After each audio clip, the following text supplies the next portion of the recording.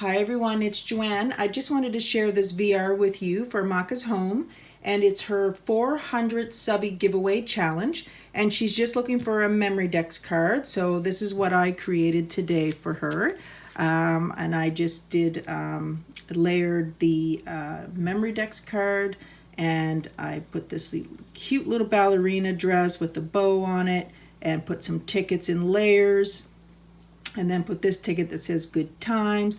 I put some crepe paper as a trim around, and just added dimensional, the word stories with the little flowers there on it.